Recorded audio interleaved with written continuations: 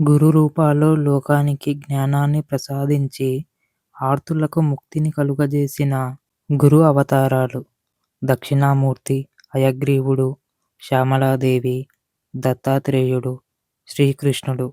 దక్షిణామూర్తి వృద్ధులైన మహర్షులకు మౌనంతో జ్ఞానాన్ని ప్రసాదించిన శివుని యొక్క గురు అవతారం.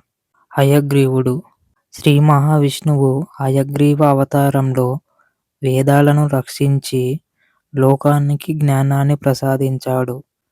విష్ణుమూర్తి యొక్క గురు అవతారం హయగ్రీవ అవతారం.